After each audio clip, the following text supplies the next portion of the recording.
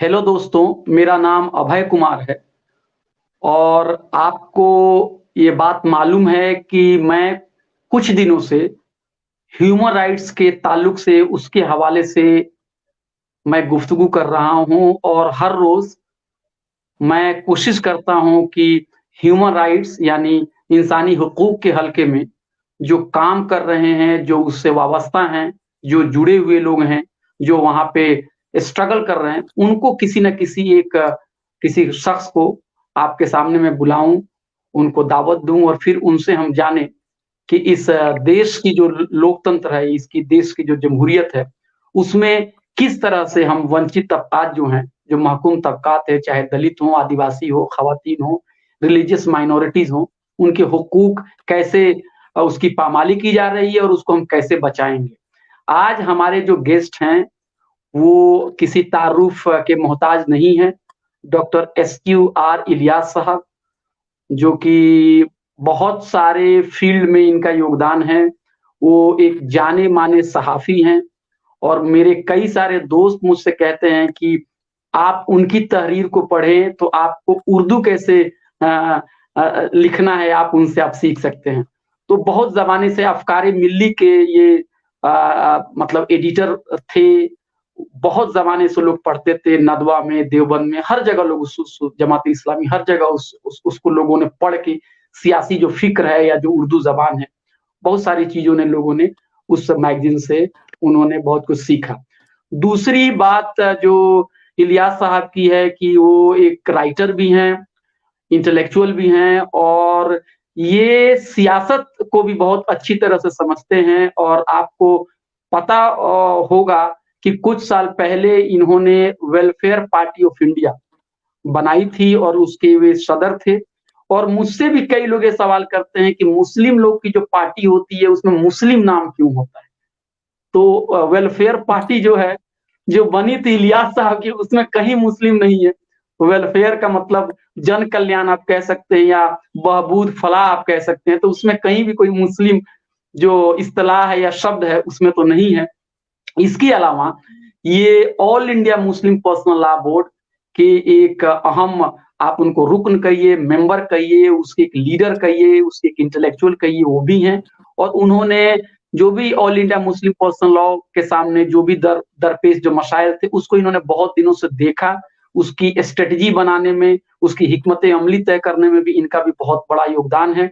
और एक और दिलचस्प बात ये है कि मैंने भी अपनी पीएचडी जो है all India Muslim Personal Law board पे की है, जो 1972-73 में ये तंज़ीम जो है, जो बिल्कुल उसकी तश्कील दी गई थी और एक बार इलियास साहब ने मुझसे कहा कि आपने कौन-सी पीएचडी लिख दी कि मुझसे आपने मुलाकात नहीं की?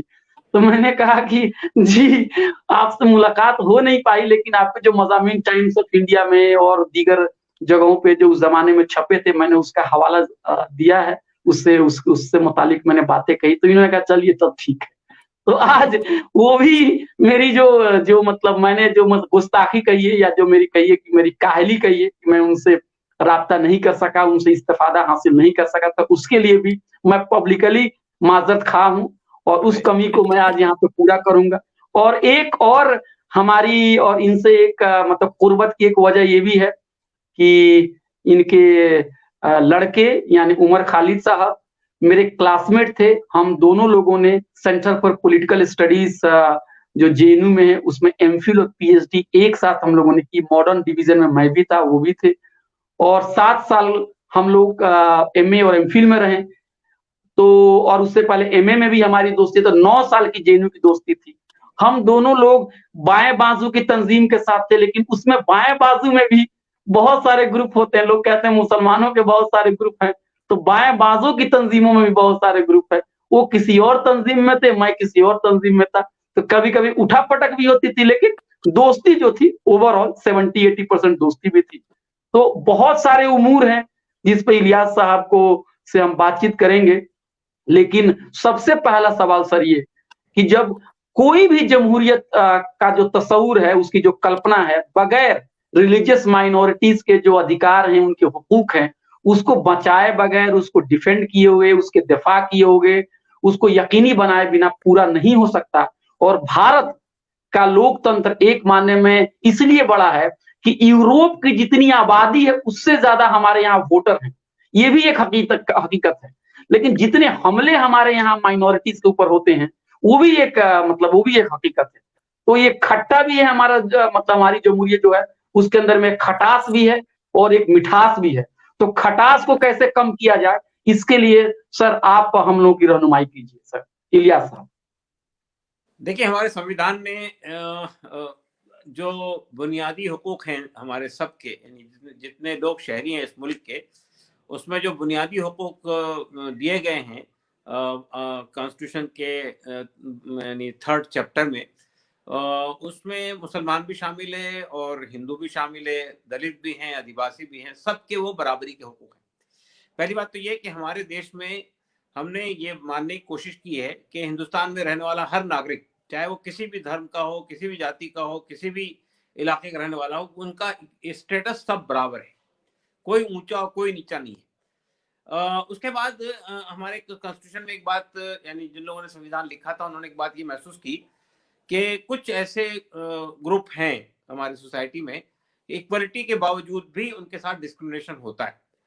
माइनॉरिटीज हैं, बहुत सारी रिलीजियस माइनॉरिटीज हैं, मुसलमान हैं, क्रिश्चियन हैं, जैनीज है, बौद्ध हैं और सिख हैं, ये पारसी हैं, ये माइनॉरिटीज हमारे मुल्क में पाई जाती हैं और इनके इस बात का अंदेशा है कि मेजॉरिटी के उसमें ये माइनॉरिटीज के हुकूक जो हैं या उनके राइट्स जो हैं वो सप्रेस हो जाएं, दबा दिए जाएं, खत्म कर दिए जाएं।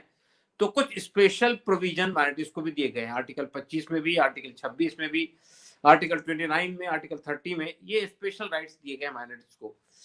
तो इसके साथ साथ आप जानते हैं दलितों को भी कुछ स्पेशल राइट्स दिए गए हैं, आदिवासियों को भी कुछ दिए गए हैं।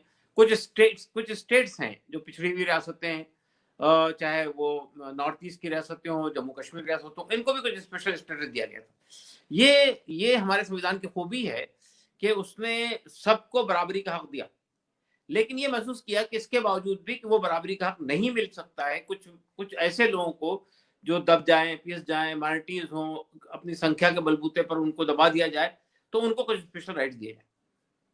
इन प्रिंसिपल तो वो सब राइट्स हमारे देश में कॉन्स्टिट्यूशन में दिए गए हैं। लेकिन हम ये देखते हैं कि इसमें मेरा मानना ये है कि मसला हमारे यहाँ यानी लोगों का नहीं है। मसला ये कि जो पार्टियां रूल करती रही हैं या रूल कर रही हैं अब तक के, उन पार्टियों ने हमेशा समाज को तबकात में बांटकर वोट बैंक बनाने की कोशिश की है। ये सिर्फ बीजेपी का इशू नहीं है, बीजेपी तो कर ही रही है इस काम को, लेकिन इससे पहले जो दूसरी पार्टियां रही जो अपने आप को सेकुलर पार्टियां कहती है, वो भी इसी तरह से राजनीति करती रही है, जिसके नतीजे में कुछ लोगों को ये महसूस किया जाने लगा या कुछ महसूस कराया जाने लगा कि वो हमारे हम पर मुनहसिर हैं, हम पर डिपेंडेंट है, हम अगर रहेंगे तो उनके राइट्स को प्रोटेक्ट हो सकते हैं, अदरवाइज नहीं होंगे। तो वो समझते हैं कि इनको हमेशा डिस्क्रिमिनेशन इनका होता रहे, तो ये हम पर हमारे तरफ देखते रहें। जिस दिन ये लोग बराबरी में आ जाएंगे, जिस दिन इनके राइट्स सब मिल जाएंगे, तो फिर ये शायद हमको यानी वोट देने के लिए जिस तरह ये आगे बढ़ के आते हैं उस तरह नहीं आएंगे। ये इसका इसका जो उल्लेख है या इसका जो सही पर्सपेक्टिव है, उसको अगर हमको देखना है तो हम सच्चर कमेटी की रिपोर्ट में देखते हैं। सच्चर कमेटी की रिपोर्ट गवर्नमेंट ऑफ इंडिया की रिपोर्ट है। मनमोहन सिंह साहब की सरकार में ये सच्चर कमेटी बनी थी और उसने ये रिपोर्ट दी थी।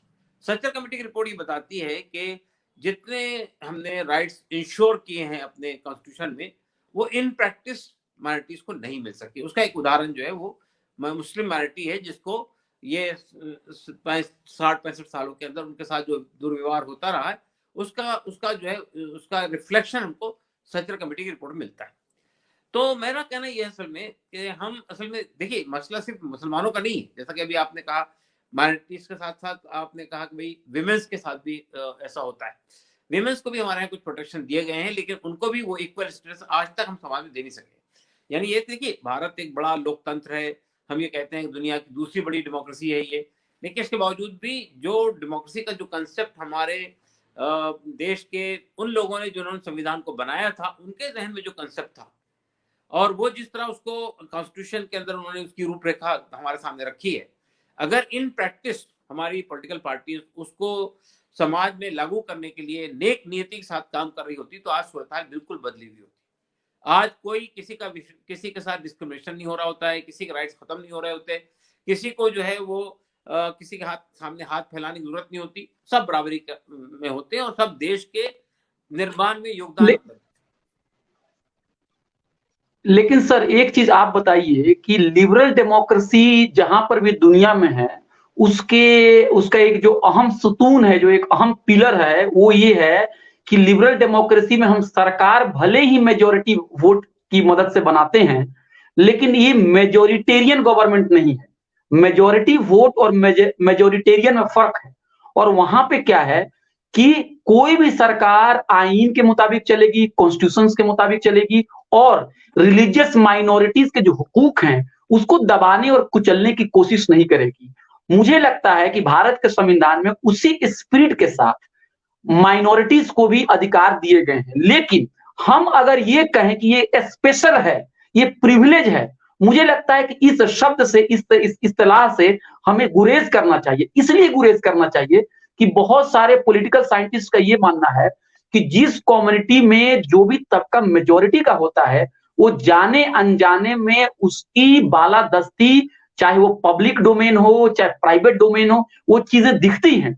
इसलिए हमने माइनॉरिटीज के हुकूक को, अगर हमने उसको प्रोटेक्ट किया है, तो ये एक अहम हिस्सा है डेमोक्रेसी का, ये कोई प्रिविलेज नहीं है। और मैं इस बात को इसलिए कह रहा हूं कि जो पॉलिटिकल साइंस में जो लोग हिंदुत्व के आइडियोलॉजी के साथ जुड़े हुए हैं, वो ये भ्रम फैला रहे हैं, ये कंफ्यूजन पैदा कर रहे हैं कि देखो हिंदुओं को राइट्स बहुत कम मिला है, मुसलमानों को राइट्स बहुत ज्यादा मिला है।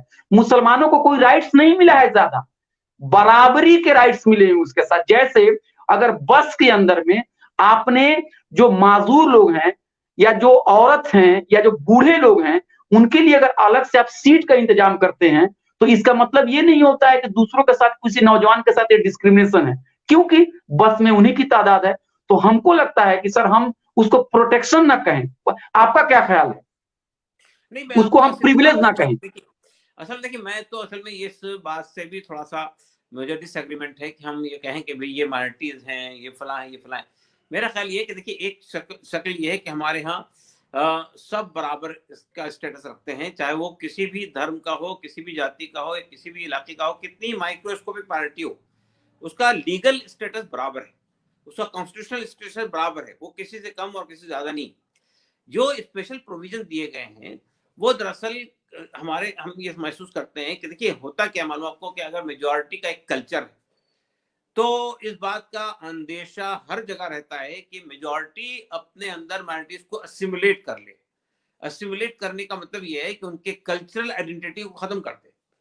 अगर कल्चरल आइडेंटिटी खत्म हो जाती है तो फिर उनके रिलीजियस आइडेंटिटी पे भी सवाल खड़ा हो जाता है, उनके अस्तित्व पे भी सवाल खड़ा हो जाता है। तो हमारे कॉन्स्टिट्यूशन ने रिलीजियस और कल्चरल जो आइडेंटिटी है उसको प्रोटेक्ट रखने का एक प्रोविजन रखा है। तो मैं ये कह रहा हूँ कि ये जो कल्चरल एंटिटी है वो सिर्फ मुसलमानों की नहीं है, वो सिर्फ ईसाइयों की नहीं है, वो सिर्फ सिखों की नहीं है, आदिवासी के साथ भी, आदिवासी के साथ है, बल्कि वो सबकी है। मेरा कहना ये है कि असल में सबको अपनी कल्चरल आइडेंटिटी को प्रिजर्व करने का हक मिलना चाहिए, मैं उससे इख्तलाफ नहीं कर रहा हूँ। मगर मसला क्या है कि हम ये देखते हैं कि देखिए मैं असल में एक बात ये भी मुझे थोड़ा सा इसमें वह है यानी शक है कि जिसको हम मेजॉरिटी कहते हैं वो मेजॉरिटी नहीं है। वो देखिए हम अगर आप ये कहेंगे कि हिंदू एक हिंदू कम्युनिटी जो है एक मोनोलिथिक कम्युनिटी है, तो ये बात सही नहीं है। हिंदू कम्युनिटी जो है वो कास्ट में और सब कास्ट में और रीजन में बहुत ज्यादा डिवाइडेड है, बहुत ज्यादा डाइवर्सिटी उसके अंदर पाई जाती है। तो इसलिए ये जो हमने बनाया कि ये मेजॉरिटी है, ये माइनॉरिटी है, ये इस परिभाषा से मुझे इत्तेफाक नहीं है। हमारे देश में जितने लोग हैं वो सब माइनॉरिटीज ही में हैं, चाहे वो हिंदू धर्म से धर्म। देखिए बेसिकली एक धर्म के लोग जो हैं वो एक अगर मोनोलिथिक कम्युनिटी होती तो आप कह सकते थे वो मेजॉरिटी है, लेकिन जब अगर उनके अंदर इतना डिवीजन है कि आप नॉर्थ और साउथ में, ईस्ट और वेस्ट में वो डिवीजन जाकर देख सकते हैं, आपने उन सबको क्लब करके कह दिया कि ये मेजॉरिटी है। ये मेजॉरिटी नहीं है। हर एक की कल्चरल एंटिटी है, हर एक की रिलीजियस एंटिटी है, हर एक की लिंग्विस्टिक एंटिटी भी है। और बाद औकात वो चीज इतनी ज्यादा सामने आती है कि मिसाल के तौर पे अगर आप ये कहें कि हम पूरे देश में हिंदी लागू कर देंगे तो सबसे पहले तमिलनाडु के लोग खड़े हो जाएंगे उसके खिलाफ में, कहेंगे नहीं साहब हमको नहीं चाहिए। इसी तरह धर्म के सिलसिले में भी वो तब्दीलियां आपको नजर आएंगी। कोई कहेगा कि हम इसको पूजा करते हैं, आप उसकी पूजा करते हैं। तो मैं ये कहना लेकिन चाहता हूँ सर आपसे, लेकिन मैं ये सर कहना इतने इख्तलाफ के बाद से आपकी बात मतलब काबिल कबूल है कि लोगों के बीच में विविधता तनव्वु बहुत ज्यादा पाई जाती है, चाहे जात की बुनियाद पे हो या इलाके के बुनियाद पे हो, खान पान, मजहब, रस्म रिवाज, जो भी कहिए। जैसे मान लीजिए कि आर्य समाज के अंदर में जो मूर्ति पूजा नहीं है, वहां पे जो तौहीद के बहुत करीब है, लेकिन दूसरे जो तंजीम है वो मूर्ति पूजा के बहुत करीब है। तो मैं और मुझे याद है कि जब हम बच्चे थे तो रामायण और महाभारत का सीरियल आया करता था, और हम लोग अपने शहर में जहाँ जिसके मकान में रहते थे वो आर्य समाज के मानने वाले मकान के मालिक थे। तो जब हम लोग टीवी देखते थे रामायण महाभारत, तो हमारे पास आते थे, कहते थे ये तुम लोग क्या देख रहे हो, ये तुम लोग क्या देख रहे हो, ये हकीकत नहीं है। तो मैं कह रहा हूं, इतना ज्यादा इख्तलाफ और विविधता होने के बाद क्या वजह है कि पॉलिटिकली सब लोग जाके एक ही जमात को वोट दे रहे हैं? देखिए, मैं असल में ये बात और कहना चाहता हूँ आपसे। देखिए, ये जो हमारी शब्दावली है ना, इसने भी समाज के अंदर डिवीजन पैदा किया है। आपको ये महसूस होता है कि हिंदू समाज बहुत बटा हुआ है, बहुत जातियों में बटा हुआ है, बल्कि बाद औकात तो अनटचेबिलिटी भी देखिए हिंदू समाज के अंदर पाई जाती है कि भाई आपने लोगों को कहा कि ये अनटचेबल है, हम इनको टच भी नहीं कर सकते, ये छूत छात का एक चीज पाई जाती है। तो अब आपको इतनी सारे डिवीजन हैं कास्ट के बुनियाद पर, इलाकों के बुनियाद पर, तो उनको जोड़ने के लिए कोई एक ऐसी चीज चाहिए कॉमन, जिसके बुनियाद पर आप उनको जोड़ सके। तो मैं मुझे ये कहते हुए बड़ा अफसोस होता है, लेकिन ये है। आप ये हमारे यहाँ बाज ऑर्गेनाइजेशन ने और खासतौर से आरएसएस और बीजेपी ने मुसलमानों को एक विलन के तौर पर पेश किया हिंदुओं के सामने, और ये कहा कि ये हमारे कॉमन इनेमी है, और इससे इससे बचना है, इसलिए हम सबको एक प्लेटफॉर्म पे आना चाहिए।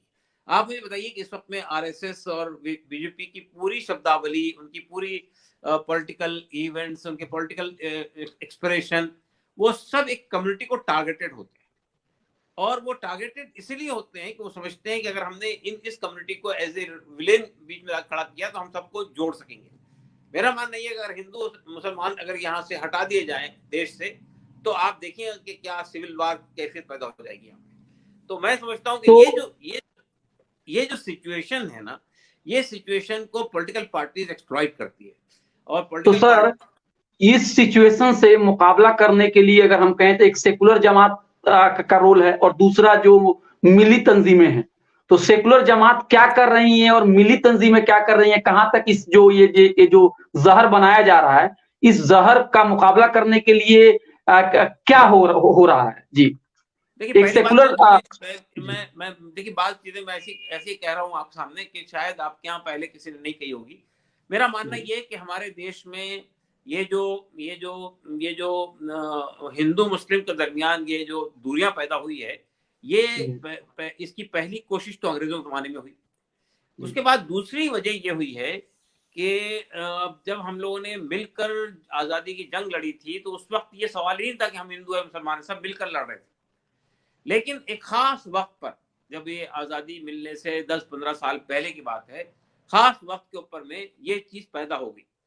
और वो पैदा हुई उस वक्त में जब 1937 में एक इलेक्शन लड़ा गया था यूपी में और दूसरी जगह पे, जिसमें मुस्लिम लीग ने और कांग्रेस ने मिलकर इलेक्शन लड़ा था। लेकिन जब हुकूमत बनने का वक्त आया तो कांग्रेस ने मुस्लिम लीग को बाहर कर दिया, इसलिए उसके पास फिगर्स थे, उसके पास जो है ना तादाद थी, तो उसने कहा नहीं। उस वक्त में ये चीज पैदा की गई मुसलमानों के दरमियान में कुछ मुस्लिम लीडर की वजह से, कि अगर हम इस तरह रहेंगे तो आजादी के बाद जो कॉन्स्टिट्यूशन बनेगा वो एक सेकुलर कॉन्स्टिट्यूशन होगा, और हमारी तादाद कम होगी, ये माइनॉरिटी में होंगे, तो we will always be subservient to Hindu community. ये जो भ्रम पैदा किया गया वो पार्टीशन की वजह बना।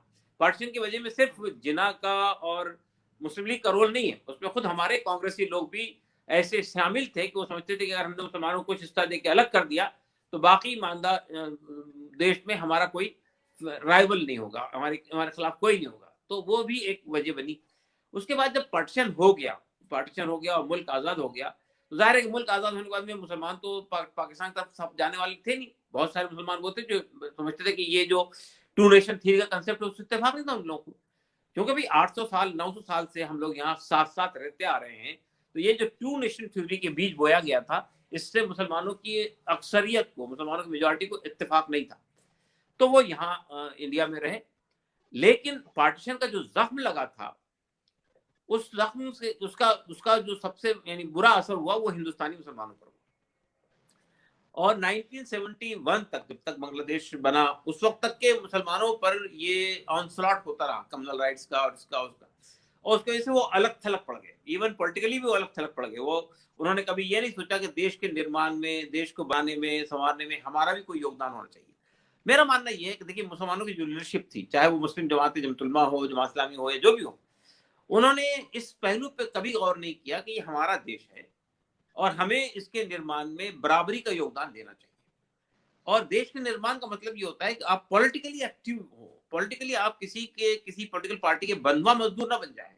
देश के निर्माण में आपका जो भूमिका होनी चाहिए, आपका जो योगदान होना चाहिए, वो चीज हमको मुसलमानों की तरफ से नजर नहीं आती। वो हमेशा भीख का कटोरा लेके पॉलिटिकल पार्टी के सामने खड़े रहे, हमको ये दे दीजिए, हमको ये दे दीजिए, हमारी जान माल इज्जत आबरू पर्सनला, हमारे इदारे, ये इन सब का तहफ़्फ़ुज़ कर दीजिए, इनको सेफगार्ड कर दीजिए, तो हम आपको आप वोट देते रहेंगे। ये जो सिचुएशन थी, ये सिचुएशन खराब थी, ये सिचुएशन सही नहीं थी। दूसरी बात मैं ये कहना चाहता हूँ कि मिसाल के तौर पे मैं ये कहता हूँ, देखिए पॉलिटिकल पार्टीज में भी मुसलमानों की जो पार्टिसिपेशन है, वो पार्टिसिपेशन कैसा था? देखिए मौलाना आज़ाद तक तो हम मान के चलते हैं कि भाई ठीक है, वो कुछ एक पोजीशन होल्ड करते थे, लेकिन उसके बाद जितने मुसलमान लीडर्स आए हैं, वो कोई बहुत बड़ी भूमिका नहीं निभा सके किसी पॉलिटिकल पार्टी के अंदर। उनकी हैसियत एक शो वॉइस की रही हमेशा, कि भाई एक कम्युनिटी का, मुस्लिम कम्युनिटी का भी एक आदमी इसका होना चाहिए।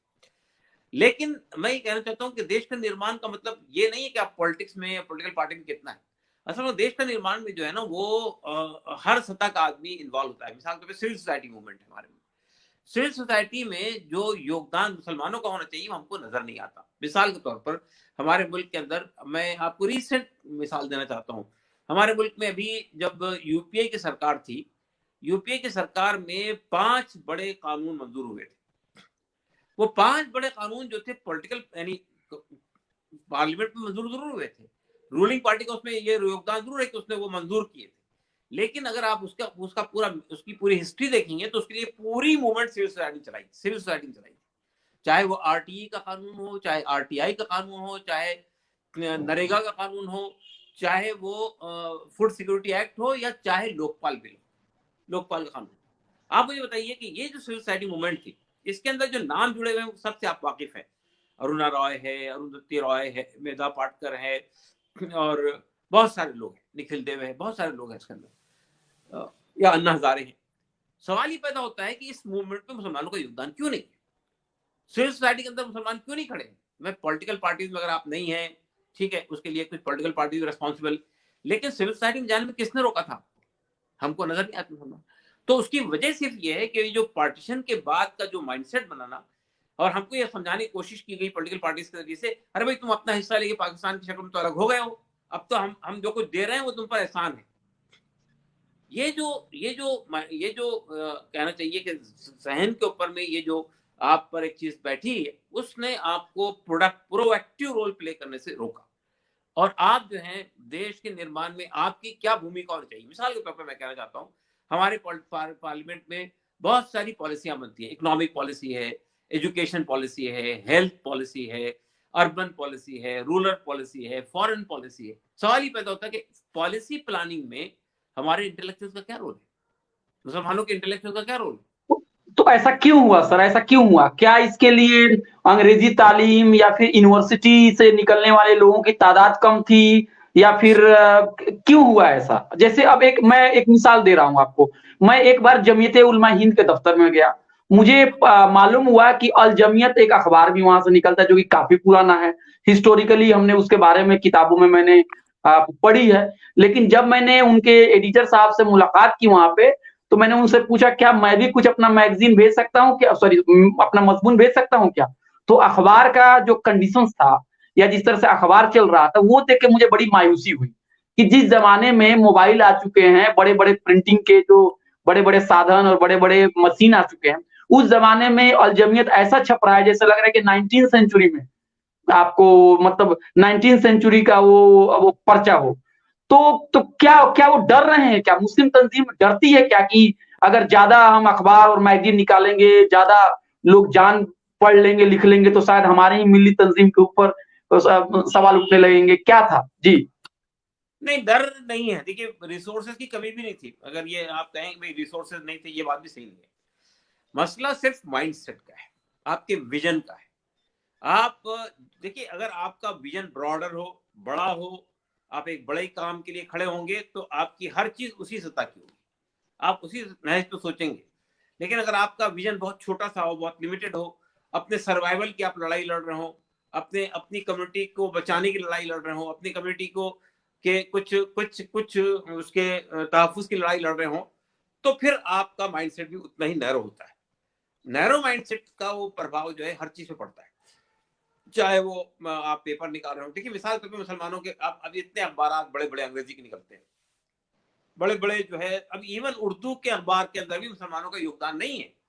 चाहे वो इनकलाब निकल रहा हो, चाहे सहारा निकल रहा हो, ये किसी मुसलमान तंजीम नहीं निकाल रही है। इसका मतलब ये है, इसका मतलब ये है कि आपका कोई विजन नहीं है, कोई बड़ा आप कोई विजन लेकर नहीं चले हैं। भाई देखिए, देखिए दूसरी बात, मैं एक बात और कहना चाहता हूँ आपसे। देखिए, मैं एक बात और समझता हूँ, मैं यानी इस मामले में बड़ा बेदर्द वाक़ हुआ हूँ कि अगर हमारी कम्युनिटी की कोई कमी है, तो मुझे उसको एक्सप्लेन करने में कोई वो नहीं होता है, कि तकल्लुफ़ नहीं होता है कि भई हाँ, हमारी कम्युनिटी। मेरा कहना ये है कि देखिए, असल मसला है कि आप पिछले 70-80 साल, 70 साल से अपनी ही लड़ाई लड़ रहे हैं। हमको जान, माल, इज़्ज़त, आबरू, ये हमारा महफूज़ होना चाहिए, हमारा पर्सनल लॉ महफूज़ होना चाहिए। लेकिन दलितों की लड़ाई, आदिवासियों की लड़ाई, गरीबों की लड़ाई, किसानों की लड़ाई में आप क्यों नहीं है? ये हमारे देश के लोग नहीं है क्या? क्यों नहीं हुआ सर, क्यों नहीं हुआ? नहीं, तो मैं ये बताना चाहता हूँ आपसे कि अभी तक हम दो चीजों से बाहर नहीं आ सके। एक तो माइनॉरिटी सिंड्रोम, हम अकलियत में हैं। इतनी बड़ी आबादी, देखिए कश्मीर में 65%, आसाम में 34%, बंगाल में 28%, यूपी में 19%, केरला में 24%, बिहार भी। ये जी। और बिहार में 16%। तो जी। मैं ये कहना चाहता हूं कि ये तो किसी भी पॉलिटिकल इक्वेशन को इधर उधर करने में बहुत बड़ी भूमिका निभा सकती है। ये इतनी बड़ी तादाद होने के बावजूद भी आपके अंदर ये माइनॉरिटी सिंड्रोम बढ़ा हुआ है कि हम माइनॉरिटी में। नंबर एक। नंबर दो जो है ना, नंबर दो जो है वो पाकिस्तान बनने का खामखा का बोझ आपने अपने सर पे लिया है। आप पाकिस्तान बनाने में आपका कोई योगदान नहीं, कोई भूमिका नहीं है। पार्टीशन के बहुत सारे रीजन है। जस्टिस सिरवाई किताब आप पढ़ेंगे तो आपको अंदाजा हो जाएगा पार्टीशन बनाने में किन किन की भूमिका थी, पार्टीशन कराने में। तो मैं ये कहना चाहता हूँ वो अच्छा। दूसरी बात है कि हम जिस जनरेशन ताल्लुक रखते हैं, हम पार्टीशन में यानी आजादी की उस लड़ाई में शामिल नहीं थे। हम तो पार्टीशन के बाद यानी आजाद हिंदुस्तान में पैदा हुए। जब आजाद हिंदुस्तान में हम पैदा हुए तो ये हमारा देश है, हमको पाकिस्तान से क्या लेना था। सवाल ही पैदा होता है कि आप इस मुल्क के निर्माण में, इस मुल्क को आगे बढ़ाने में आपको अपना भूमिका जो निभानी चाहिए थे, वो आपने नहीं निभाई। लेकिन अब तो मैं सर तो सर अब इसमें मैं इसमें बदलाव आप देख रहे हैं, बदलाव हो रहा है कि अभी भी वो वही माइंडसेट है आपके मुताबिक नहीं सर? नहीं, मैं बदलाव बहुत देख रहा हूँ। और हमारी जो नई जनरेशन है वो उस खौफ से उस बाहर निकल आई है। अगर आप उसको वो देखना है आपको, तो ये जो अभी एंटी सीए मूवमेंट थी, बिल्कुल। ये इसको आप देखेंगे, इसमें हमारे नौजवानों ने, हमारी हमारी महिलाओं ने इतनी जबरदस्त भूमिका निभाई है जी कि जी मैं समझता जी हूँ कि जी। आजादी के बाद की सबसे बड़ी मास जी मूवमेंट थी बिल्कुल रही। बिल्कुल बिल्कुल बिल्कुल, और हजारों की तादाद में। जी ये पूरी तरह नॉन कम्युनल थी, ये जी पूरी तरह संविधान के दायरे में थी। जी। और हर जगह लोग संविधान का हवाला दे रहे थे, संविधान के प्रियम्बल पढ़ रहे थे, संविधान के दायरे में बात कर रहे थे। उसमें कहीं अच्छा, उसके नतीजे में ये तहरीक प्लूरल भी थी, इसमें नहीं सिर्फ मुसलमान ही थे, बड़ा रोल मुसलमानों का था। लेकिन दूसरे लोग भी आए, सिख भी आए, इंटेलेक्चुअल्स भी आए, सब लोगों का भूमिका रही इसके अंदर। तो मैं ये महसूस कर रहा हूँ कि अब जो जनरेशन है हमारी, इस वक्त की जनरेशन, उस जनरेशन के अंदर ये चीज पैदा हुई है। और उस जनरेशन के अंदर लोग अब सिविल सोसाइटी मूवमेंट के अंदर जाने भी लगे हैं। तो ठीक है, हम अब मैं इस चक्कर में नहीं पढ़ना चाहता हूँ कि हमने माजी में क्या गलतियां की थी। लेकिन अब वक्त आ गया है कि हमें इंक्लूसिव काम करना चाहिए। हम अलग थलग नहीं है, हम इस देश का एक बड़ा अटूट अंग है, अभिन्न अंग है। तो इसके निर्माण में हमारी भी भूमिका होनी चाहिए, इसको बढ़ाने में, आगे बढ़ाने में। चाहे वो लोकतंत्र की बात हो, चाहे वो लोगों के स्टेटस को बुलंद करने की बात है, चाहे वो गरीबों को के दर्जे को बराबर करने की बात हो, हर लड़ाई में हमको शाना बशाना सबके साथ मिलकर शामिल होना चाहिए। सर मुझे याद है आज से 1 साल कबल, मतलब जब जामिया मिलिया इस्लामिया में पुलिस की तरफ से जब ज्यादती हुई और बच्चों के ऊपर जब लाठियां चली, तो उसके बाद से एक बहुत बड़ा मुजाहरा डेमोन्स्ट्रेशन हुआ आपको पुलिस हेडक्वार्टर पे, और मैं भी वहां पे था और मैंने देखा कि एक मिली तंजीम से वाबस्ता एक लीडर जो टीवी पे हमेशा दिखते हैं आपको, कभी इधर की बात करते हैं कभी उधर की बात करते हैं, वो साहब आए और कुछ उन्होंने अपने 2-3 लोगों को लेके आया और वो चाह रहे थे कि जल्दी से तकरीर दे दें यहाँ पे। तो बच्चों ने कहा कहाँ थे जब लाठियां चल रही थी, तो आप तो अंदर बैठे हुए थे, आप जाइए यहाँ से, आप आइएगा बाद में। तो वो फिर वहां से बहुत बेआबरू होके वहां से निकले। तो आपका आपका कहना बिल्कुल सही है कि ये जो सीए प्रोटेस्ट जो था, एंटी सीए प्रोटेस्ट था, ये पूरी तरह से तलबा लोगों ने इसकी क्यादत की, और इसमें किसी भी पॉलिटिकल पार्टीज ने बहुत कोशिश की कि हम ये काम कर दे या वो काम कर दे। सारी पॉलिटिकल पार्टीज को उन्होंने कहा कि आप दूर रहिए, क्योंकि हमने आपका जो रोल है हमने देख लिया है आपका। तो ये तो, और खासकर मैं जब किसी भी मूवमेंट को देखने में जब मैं पहुंचता था, और जिस तरह से वो पूरा मैनेजमेंट जो खवातीन कर रही थी, और ज्यादातर तादाद उसमें बुर्का पहनी हुई लोग थी, यानी कहने को जो ट्रेडिशनल महिलाएं हैं, और उनके अंदर में इतना सियासी शऊर होना और इस लेवल तक मूवमेंट को लेके जाना, सरकार तो बहुत बैकफुट पे आ गई थी। फिर उन्होंने जो रास्ता अख्तियार किया वो अधर्म का रास्ता था, जिसको हम कहते हैं कि डायलॉग करने के बजाय आपने आपने जोर जबरदस्ती से काम लिया। लेकिन सर एक चीज ये बताइए, जब इतनी ज्यादा तब्दीली जब हो रही है, फिर मुसलमानों का पॉलिटिक्स में जो उसको कहते हैं ना, उनका जो वजन है वो क्यों खत्म होते चला गया है? और जैसे लोग कहते हैं ना कि मुसलमान की बात करना इलेक्शन हारने के बराबर। देखिए, मैं असल में एक बात और आपसे कहना चाहता हूँ। मैं हम जैसा कि आपने मेरा परिचय देते वक्त ये बात कही है कि मैं एक पॉलिटिकल पार्टी का जिम्मेदार हूँ, और वो वेलफेयर पार्टी ऑफ इंडिया है। वेलफेयर पार्टी ऑफ इंडिया जो है वो मुसलमानों की पार्टी नहीं है भाई। हम अगर कोई मुसलमान किसी पार्टी का हेड हो तो मुसलमान पार्टी क्यों हो जाएगी भाई? अगर सोनिया गांधी क्रिश्चियन है, वो अगर कांग्रेस की सदर है तो वो क्रिश्चियन पार्टी नहीं है। अखिलेश यादव यादव हैं, वो हिंदुओं की पार्टी नहीं है। मायावती जो है वो बहुजन समाज पार्टी चलाती है, वो सबकी पार्टी है। तो ये हम मुसलमान अगर किसी पार्टी का सदर हो जाए तो वो मुस्लिम पार्टी कैसे हो जाएगी? आप तो हमारे संविधान को देखिए, कॉन्स्टिट्यूशन को देखिए, हमारी अंदर जो लीडरशिप है उसको देखिए, हमारे जो मेंबरशिप है उसको देखिए। तो हम जो पॉलिटिकल पार्टी चला रहे हैं वो पॉलिटिकल पार्टी एक विकल्प के तौर पे आ रही है, और हम ये बात कहते हैं कि हम इंडिया के अंदर वैल्यू बेस्ड पॉलिटिक्स करेंगे। वैल्यू बेस्ड पॉलिटिक्स जब हम बात करते हैं तो ये बात साफ है कि हम धर्म के आधार पर, जाति के आधार पर, रीजन के आधार पर लोगों को बांटेंगे नहीं, दीवारें नहीं खड़ी करेंगे, सबको साथ लेकर देश के निर्माण में योगदान करेंगे। हमारे हमारे आप कंसेप्ट पेपर को पढ़िएगा, उसमें आपको कहीं भी हिंदू, मुस्लिम, सिख, ईसाई इस तरह की कोई चीज भेदभाव नहीं दिखेगा। हमारा संविधान, हमारा कंसेप्ट पेपर साफ तौर पे कहता है कि हम एक वेलफेयर स्टेट की स्थापना के लिए इस मुल्क में काम करेंगे। दूसरी बात हम ये कहते हैं कि हम रिसोर्सेज के इक्विटेबल डिस्ट्रीब्यूशन के हक में। तीसरी बात हम ये कहते हैं कि हम, यानी यहाँ जितने कल्चर पाए जाते हैं, जितने कल्चर हैं, जितनी भाषाएं हैं, जितने लैंग्वेजेस हैं, जितने रिलीजन है, हम उसके अंदर एक कल्चरल फेडरलिज्म पैदा करना चाहते हैं। सबको बराबरी का दर्जा, सबको आगे बढ़ने, तरक्की करने के यकसा मौके मिलने चाहिए। फिर हम ये बात कहते हैं कि हम डेमोक्रेसी की भी हमारी पास हमारी परिभाषा दूसरी है। हम ये कहते हैं डेमोक्रेसी इंक्लूसिव होनी चाहिए। ऐसा नहीं है कि भाई मेजॉरिटी एक मेजॉरिटी आ गई तो वो तब तय करें, नहीं, इसमें चाहे कितनी माइक्रोस्कोपिक माइनॉरिटी हो उसको भी डेमोक्रेसी के अंदर इक्वल राइट है अपनी बात रखने का। तो हम ये समझते हैं कि पार्लियामेंट भी ऐसा नहीं होना चाहिए किसी एक पार्टी ने मेजॉरिटी हासिल कर ली तो वो डिक्टेट करेगी, बल्कि वो इंक्लूसिव डेमोक्रेसी में विश्वास रखे और सबके सजेशन लेने के बाद फैसला करे। जैसा कि भी किसानों के बारे में आपने फैसला कर दिया, किसानों से पूछताछ करने की जरूरत ही महसूस नहीं की आपने। अब आप डायलॉग कर रहे हैं, ये डायलॉग आप पहले भी कर सकते थे, लेकिन आपने डायलॉग नहीं किया, इसलिए कि आप समझे हमारे पास मेजॉरिटी है, हम जो चाहे फैसला कर सकते हैं। तो ये जो लोकतंत्र है, ये लोकतंत्र की परिभाषा या लोकतंत्र का तस्वूर सही नहीं है। लोकतंत्र का मतलब पब्लिक की, पीपल्स की हुकूमत है ना। तो पीपल्स की हुकूमत ये नहीं है कि आप इलेक्ट होकर आ गए पार्लियामेंट में, और इलेक्शन हमारा क्या होता है 30% पे, 40% पे, 27% पे, 28% पे हुकूमतें बन जाती है। तो बाकी मेजॉरिटी का वोट आपके हक में नहीं होता है भाई। बीजेपी के पास कितना परसेंट वोट है इस वक्त में? 36% वोट है। तो इसका मतलब है कि मेजॉरिटी वोट पास में नहीं है। या उससे पहले कितना परसेंट वोट था? 31% वोट था 2014 में, उसने हुकूमत बना ली। तो अब वो हुकूमत बना समझते हैं कि हमारे पास मेजॉरिटी, हम जो चाहे फैसला कर ले। ये परिभाषा डेमोक्रेसी की सही नहीं है। डेमोक्रेसी का मतलब ये है वो इंक्लूसिव होनी चाहिए। वो लेकिन सर एक चीज बताइए, आपकी पार्टी का नाम भी है वेलफेयर पार्टी, जो कि सोशल डेमोक्रेटिक पार्टी है। आप कह रहे हैं कि मैं अगर सदर बन गया तो उसके दरवाजे सब लोगों के लिए खुले हुए हैं। आप कह रहे हैं मैं इंक्लूसिव पॉलिटिक्स की बात कर रहा हूं, सबको लेके साथ चलने की बात कर रहा हूं। लेकिन सेकुलर महाज के भी लोग भी, बाएं बाजू के लोग भी, लेफ्ट वाले लोग भी कहते हैं कि नहीं, आपकी पार्टी को बैकअप एक रिलीजियस मतलब संगठन से है, और आप जो हैं अगर आपकी पॉलिटिक्स आएगी तो वो मेजोरिटी की पॉलिटिक्स और बढ़ जाएगी, इसलिए मुसलमानों को चाहिए कि वो सेकुलर पार्टी के को ही वोट करे, आपको ना करे। क्या जवाब देंगे सर उनको? अच्छा ये बताइए, आप तो उन लोगों को सेकुलर पार्टी कहते हैं अच्छा जो लोग सेकुलर पार्टी में होते हैं उनका कोई रिलीजियस बैकग्राउंड नहीं होता है क्या? भाई कांग्रेस में जो लोग हैं उनका कोई रिलीजियस बैकग्राउंड नहीं है क्या? बीजेपी में जो लोग हैं उनका कोई रिलीजियस बैकग्राउंड नहीं है क्या?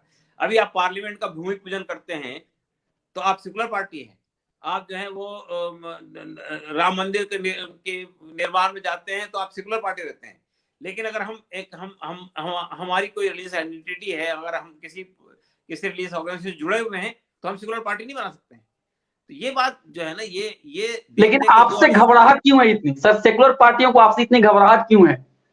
नहीं, घबराहट नहीं है। वो ये समझते नहीं हैं है। कि ये अगर कोई पॉलिटिकल पार्टी ऐसी आ रही है जो हमको चुनौती दे सकती है आगे जाकर, तो वो नहीं चाहते उसके अंदर। आप मुझे बताइए, ये मसला हमारा नहीं है सिर्फ।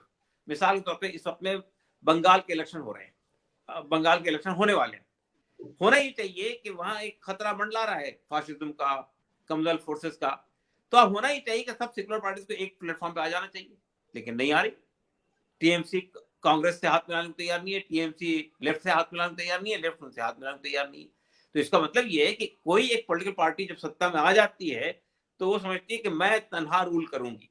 लेकिन और सर मैं बहुत ईमानदारी के साथ कह रहा हूं, ये दिक्कत सिर्फ एक पार्टी की नहीं है। मिसाल के तौर पे मैं बात कह रहा हूं, उत्तर प्रदेश में जब बहन मायावती की पार्टी से ओवैसी साहब पिछले बार अलायंस करना चाहते थे, तो बहन मायावती जी ने उनके साथ अलायंस नहीं किया, लेकिन बिहार में उन्होंने अलायंस कर दिया। अब ओवैसी साहब के साथ दीगर मुसलमानों की कयादत वाली पार्टी उनके पास गई थी कि आप हमारे साथ अलायंस कर लीजिए, तो वो उनके साथ अलायंस उन्होंने नहीं किया। साउथ के जो बहुत सारे रीजन्स हैं जहां पे मुसलमानों की एक अच्छी आबादी है, वहां पे देखते हैं कि मुसलमानों की कयादत वाली 2-3 पार्टियां अपने में डिसुम डिसुम करती हैं। तो आप बताइए कि कौन हक पे है और कौन हक पे नहीं है? देखिए, मैं असल में एक बात और आपसे कहना चाहता हूँ। मैं मेरा काम इस वक्त सिर्फ कंसेप्ट को ठीक करना है और कुछ नहीं है। देखिए नहीं नहीं देखिए, नहीं, मैं चाहता तो इस सवाल को बाईपास कर देता, लेकिन मुझे नहीं नहीं लगता है नहीं, ये चीजें जी मैं इस सवाल का जवाब दूंगा आपको। जी देखिए, मैं ये जी कहना चाहता हूँ आपसे कि हम जो राजनीति कर रहे हैं वो कम्युनल राजनीति नहीं है। देखिए, मैं इसको गलत नहीं समझता हूँ। अगर कोई एक पार्टी किसी पर्टिकुलर कम्युनिटी के रिवाइवल के लिए, उसके उसके प्रोटेक्शन के लिए, उसके लिए काम करना चाहती है तो वो करे, ये कॉन्स्टिट्यूशनली उसका राइट है। लेकिन मैं ये महसूस करता हूँ कि हम इंक्लूसिव पॉलिटिक्स क्यों नहीं करते।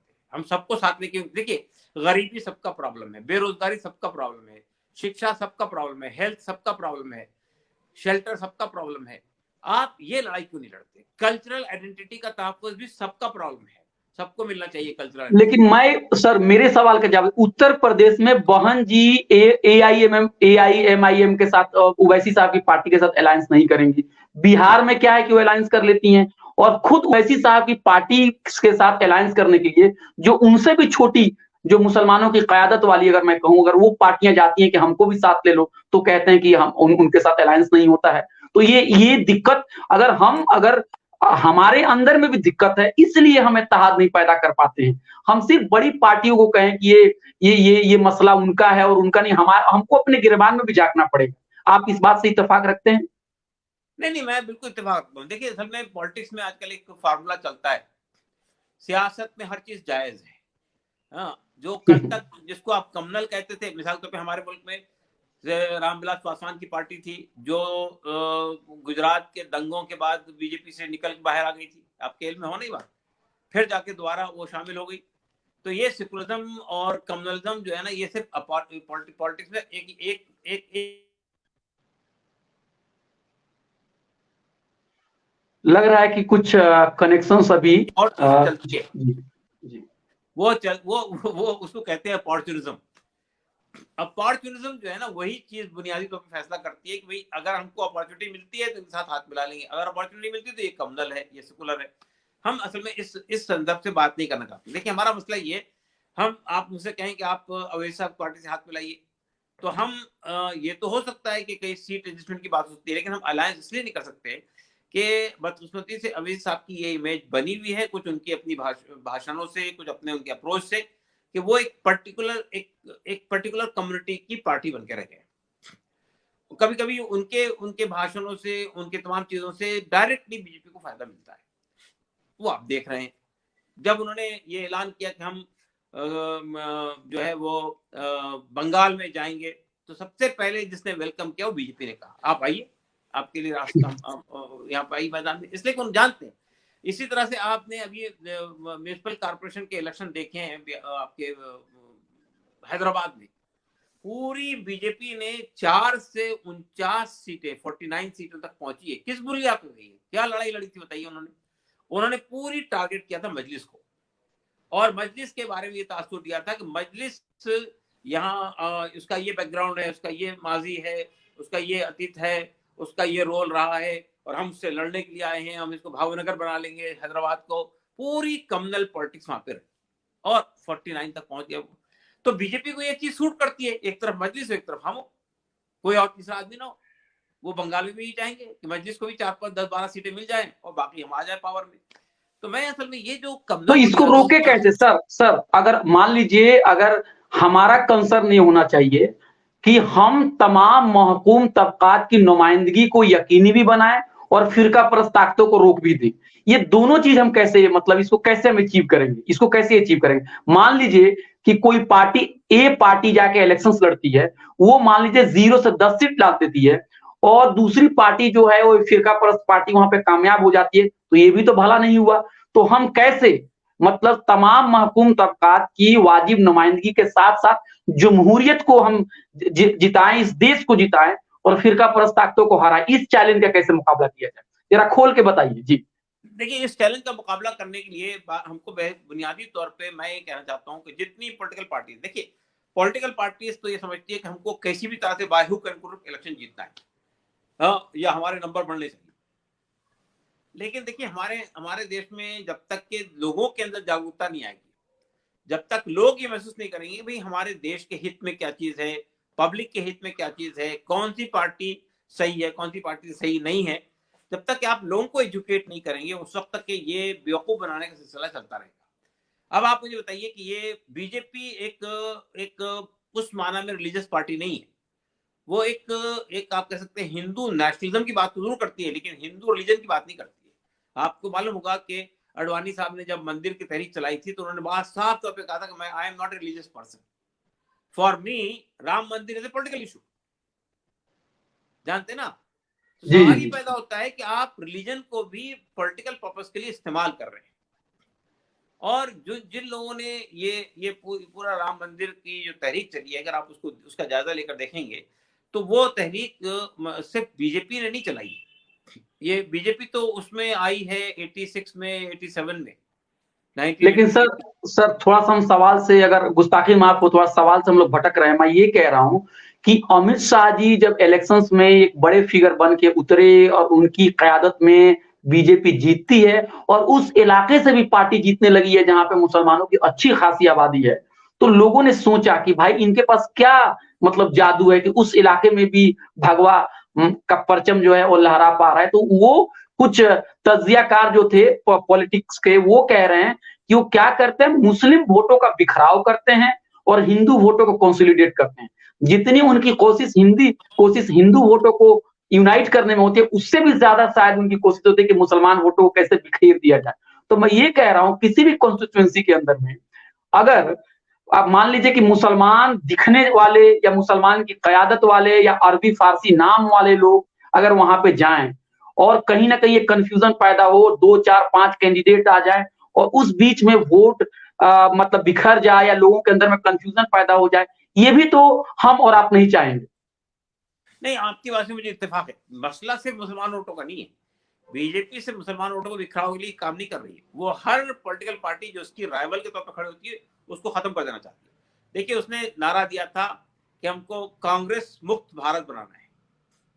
आप देख रहे हैं कि कांग्रेस मुक्त भारत के उस नारे के वो अचीव करते जा रही है। कांग्रेस का अस्तित्व जो है दांव पे लगा हुआ है। और देखिए बीजेपी हर हरबा इस्तेमाल करती है साम दाम धन भेद का, वो लोगों को इलेक्शन माइनॉरिटी में रहकर भी लोगों को तोड़ के अपनी हुकूमत बना लेती है। उसकी नॉर्थ ईस्ट की मिसाल है, मणिपुर की मिसाल है, वो अभी मध्य प्रदेश की मिसाल है, वो सब ये काम करती है। पॉलिटिक्स में अब कोई उसूल, कोई कोई यानी प्रिंसिपल नहीं रहा। जो चाहे, जो कहते हैं लोग कि जंग में और इलेक्शन में हर चीज जायज है, तो हर चीज जायज कर लेते हैं। लेकिन मैं देखिए असल में आपसे ये कहना चाहता हूँ कि जब तक कि पब्लिक के अंदर अवेयरनेस नहीं पैदा होगी, उस वक्त तक कि हम इस पूरी सोसाइटी को रोक नहीं सकते। देखिए अगर लोग बेवकूफ बनते रहेंगे तो बरमाते रहेंगे। आज देखिए मीडिया का क्या रोल हो गया, आपके सामने है पूरा मीडिया। तो मीडिया उनके हाथ में है, सोशल मीडिया उनके हाथ में है, पैसा उनके हाथ में है, कारपोरेट उनके पीछे खड़े हुए हैं, तो वो हर हरबा इस्तेमाल करते हैं। जितना पैसा उनके पास है किसी और पॉलिटिकल पार्टी के पास नहीं है। कहां से आया वो पैसा? वो इसी तरह से आया। अब अगर आप फॉर्म बिल के ऊपर में जो किसान हंगामा कर रहा है, क्यों कर रहा है? आपने उसमें कारपोरेट को बीच में डाल के किसानों को लूटने का एक सिलसिला बना दिया आपने। तो अब आपकी पूरी लड़ाई जो है ना, वो यहाँ पे जो कुछ हो रहा है वो सिर्फ कारपोरेट्स के लिए आप कर रहे हैं। नतीजा ये कि आपको कारपोरेट से पैसा मिलता है। इलेक्शन बॉन्ड, देखिए इलेक्शन बॉन्ड पार्लियामेंट ने मंजूर किया, सब पॉलिटिकल पार्टी ने उसके हक में वोट दिया, किसी ने उसकी मुखालिफत नहीं की। इलेक्ट्रल बॉन्ड का फायदा सिर्फ और सिर्फ और सिर्फ बीजेपी को मिल रहा है।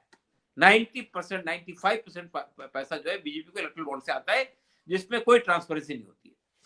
तो मैं ये कहना चाहता हूं आपसे कि असल में जब तक कि पब्लिक को ये सब चीजें नहीं मालूम होगी। मिसाल तौर पे अब बीजेपी ने बताइए, पहला 2014 का इलेक्शन लड़ा था, ये कहा था सबका साथ सबका विकास। ना विकास हुआ ना सबका साथ हुआ। उसके बाद एक और चीज लगा दी, सबका विश्वास। तो लोग ये नहीं पूछते उनसे कि भाई ये नारे आप जो दे रहे हैं, इन नारों पर कभी काम भी होता है? आपने कहा था हम 2 करोड़ नौकरियां देंगे, किसी ने पूछा नहीं 2019 में। क्यों नहीं पूछा? इसलिए पुलवामा हो गया। पुलवामा में सब चीजें बह गई पूरी। कोई पूछ नहीं सका उनसे कि भाई ये बताइए कि भाई 2 करोड़ नौकरियों क्या हुआ, किसानों के कर्ज माफी का क्या हुआ, 15 लाख रुपए जो आने वाले थे हमारे अकाउंट में उसका क्या हुआ, किसी ने पूछा नहीं। और जब अमित शाह से पूछा गया तो उनका वो तो इलेक्शन का जुमला था वो हमारा। तो मैं ये कहना चाहता हूँ, देखिए असल मसला पब्लिक के अवेयरनेस का है। जब तक पब्लिक जो है ये सेंसेशनल और इमोशनल इश्यूज के अंदर बहती रहेगी, उस वक्त तक की ये सूरत बाकी रहेगी। लेकिन अच्छा देखिए सर, तो एक जी बात और मैं कह के अपनी बात खत्म करता हूँ। देखिए जो भी माइनॉरिटी यानी जो भी निगेटिव बुनियादों पर इलेक्शन लड़ता है, चाहे इमोशनल तरीके से ब्लैकमेल कर रहा हो लोगों को या एक्सप्लॉइट कर रहा है लोगों को, वो 1 इलेक्शन जीत जाएगा, 2 इलेक्शन जीत जाएगा, वो पायदार नहीं होती उसकी हुकूमत। एक बात तो ये है। दूसरी बात ये कि जो सेकुलर पार्टियां हैं, सेकुलर पार्टियों का प्रॉब्लम भी यही है। जो अपने आप सेकुलर पार्टियां कहती हैं, उनका प्रॉब्लम ये है कि वो जो जिन उसूलों पर वो कायम है उस पर वो कायम नहीं रहते। वो भी मेजॉरिटी अपीजमेंट के जो बीजेपी का वो है मंथन है, उसको इख्तियार करने लगते हैं। नतीजा क्या होता है? उनका जो सेकुलर वोट है वो भी बिखर जाता है। तो मैं ये कहना चाहता हूँ, अगर सियासत में हमारे यहाँ अगर आप वैल्यू बेस्ड पॉलिटिक्स करना चाहते हैं, अगर आप कोई विजन है, आपका देश के निर्माण का कोई विजन है, उसके बुनियाद पर आना चाहते हैं, तो आपको हर तरह से पब्लिक के अंदर ये जो अपॉर्चुनिज्म होता है, इससे बचने की कोशिश करनी चाहिए। अच्छा सर, ये बंगाल इलेक्शंस को लेके भी बीजेपी के जो सदर हैं नड्डा साहब वहां गए हुए थे। फिर एक कंट्रोवर्सी भी आई कि उनके ऊपर पथराव हो गया। फिर लोग कह रहे हैं कि नहीं, पथराव नहीं हुआ, खुद उन लोगों ने पथराव अपने ऊपर करवा ली और एक इशू बनाया, क्योंकि लॉ एंड ऑर्डर को वो दिखा रहे हैं कि बंगाल में लॉ एंड ऑर्डर का जो मसला है वो बिल्कुल ठप हो चुका है, बिल्कुल टूट चुका है वहां पे। तो मैं ये कह रहा हूं कि वो अपने गेम में पूरी तरह से एक्टिव है और वो दावा भी कर रहे हैं कि 200 सीट इस बार हम वहां पे जीतेंगे। अब रही बात, ये सबसे बड़ा सवाल जो सब लोग ये जानना चाहते हैं कि क्या मुस्लिम वोट को एक खास पार्टी ले पाएगी या बहुत सारी पार्टियां जाके उस मुस्लिम वोट को उसमें बिखराव पैदा कर देगी? आपकी भी एक पार्टी है और आपने पिछले बार बंगाल से इलेक्शंस भी लड़ा था, तो आपको वहां का पूरा एक्सपीरियंस भी है। तो इस बार मतलब हम एक सेकुलर पार्टी को इक्तदार में लाएं भी और वंचित तबकों के जो नुमाइंदगी है उसको भी यकीनी बनाएं। इस दोनों मतलब जो 2 गोल्स हैं उसको हम कैसे हासिल कर सकते हैं, और माजी में जो हमारी गलती हुई है उससे क्या सीखें और क्या गलती नहीं करना चाहिए बिहार को देखते हुए? सर आपकी राय। देखिए मेरी राय ये है असल में कि ये बात ममता बनर्जी को रियलाइज कर लेना चाहिए कि अगर वो तन्हा इलेक्शन लड़ेगी तो बीजेपी की हुकूमत बनना यकीनी है वहां पे। इसलिए मेरा मानना ये है कि जितने सेकुलर ग्रुप वहां काम कर रहे हैं उन सबको एक प्लेटफॉर्म पे आना चाहिए। बीजेपी नहीं चाहिए कि एक प्लेटफॉर्म पे आए, बीजेपी भी कोशिश करेगी कि ये लोग एक प्लेटफॉर्म पर ना आए और वोट तकसीम हो जाए, वोट बढ़ जाए और हम वहां पे पावर में आ जाए। देखिए वोट बीजेपी देखिए अपनी आइडियोलॉजी के बलबूते पर, इवन कम्युनल एजेंडे के बलबूते पर भी वो वोट नहीं इलेक्शन नहीं जीत सकती। वो ये पार्टियों को आपस में लड़ाती है, उनके अंदर डिवीजन पैदा करती है, उनके लोगों को तोड़फोड़ करती है और निगेटिव तरीके से वो प्रभावित करती है इलेक्शन को। मेरा मानना यह है कि अगर सेकुलर पार्टियों ने ये गड़बड़ की एक बार फिर कि उन्होंने अलग अलग इलेक्शन लड़ने की कोशिश की तो फिर वो मात खा जाएंगे। इसलिए बंगाल के इलेक्शन में उनकी कोशिश यही होनी चाहिए तो कि आपकी पार्टी भी इलेक्शन लड़ेगी? हमने देखिए वहां हमारी पार्टी बंगाल में अच्छी पोजीशन पर है, यानी मतलब उसका अगर कहीं पेनिट्रेशन है तो केरला में है, बंगाल में है। बंगाल में हम लोगों ने सीए के खिलाफ एक मूवमेंट चलाई है, तो वो मूवमेंट हमने अकेले नहीं चलाई, हमने हमारे साथ में लेफ्ट पार्टीज भी थी, कांग्रेस भी थी, हमने वो तीनों ने मिलकर कोशिश की है। हम ये कोशिश कर रहे हैं कि इलेक्शन में टीएमसी के साथ में एक माहिदा हो जाए कि हम सब मिलकर इलेक्शन लड़ें। सीटों के बंटवारे में छोटा कम ज्यादती हो सकती है, मगर मसला ये कि ये होना चाहिए। तो हमारी कोशिश यही है, हम तो ये आखिर तक कोशिश कर रहे हैं। और लेफ्ट क्या करेगा सर? लेफ्ट क्या करेगा? सीपीएम क्या करेगा? सीपीएम को भी आना चाहिए इसके अंदर। देखिए सीपीएम का प्रॉब्लम क्या है बताऊं। सीपीएम ने, सीताराम येचुरी ने ये बात कही कि हमारे लिए बीजेपी एक कम्युनल पार्टी है और टीएमसी का वाचुनिस्ट पार्टी है, हम दोनों के साथ मामला नहीं करेंगे। बीजेपी के साथ तो सवाल ही पैदा नहीं होता है, लेकिन हम टीएमसी के साथ भी हाथ नहीं मिलाएंगे। उसके पीछे एक रीजन है। टीएमसी ने क्या किया है, उसने जो कम्युनल ग्रुप था वो तो इससे निकलकर सीपीएम से निकलकर बीजेपी में चला गया, लेकिन जो सेकुलर ग्रुप था वो उसको तोड़ के ममता ने अपने साथ ले लिया। तो सबसे ज्यादा इफेक्ट हुआ है सीपीएम को वहां पर, वो कैडर बेस्ड। तो सर आप ये कह रहे हैं कि वक्त की नजाकत को देखते हुए सीपीएम को भी इस ग्रांड सेकुलर अलायंस में आ जाना चाहिए? बिल्कुल, मेरा यही मानना है। इसलिए कि देखिए हम तो डूबे हैं सनम, तुमको भी ले डूबेंगे वाला मामले से अब काम चलने वाला नहीं है।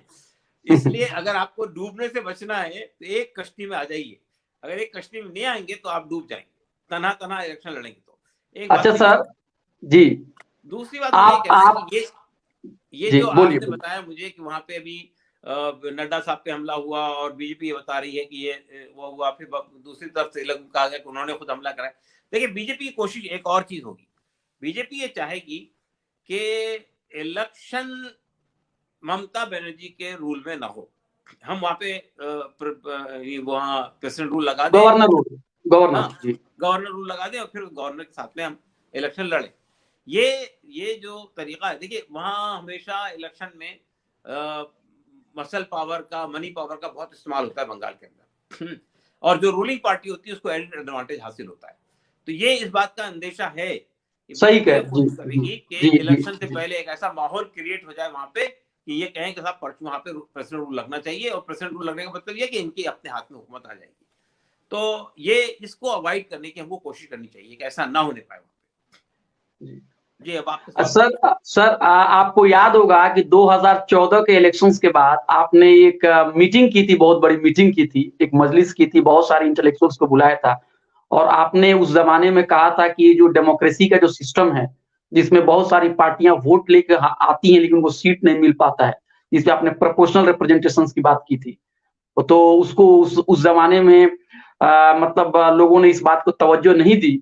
लेकिन मैं अभी बच्चों को पढ़ा रहा था कंपैरेटिव पॉलिटिक्स, तो उसमें जब मैंने इलेक्शंस का जो मुताला किया तो उसमें मैंने पाया कि यूरोप जो है, जिसको कि लोग समझते हैं कि वहां पे डेमोक्रेसी बहुत ही आगे है और वो बहुत ही डेवलप्ड कंट्रीज है, कॉन्टिनेंट में, यूरोपियन कॉन्टिनेंट में प्रोपोर्शनल रिप्रेजेंटेशन के बुनियाद पे सीट दी जाती है। मिसाल के तौर पर उत्तर प्रदेश में मायावती जी ने 20% के करीब में 2014 में सीट मतलब वोट हासिल की थी, लेकिन उनको 0 सीट मिला हुआ था।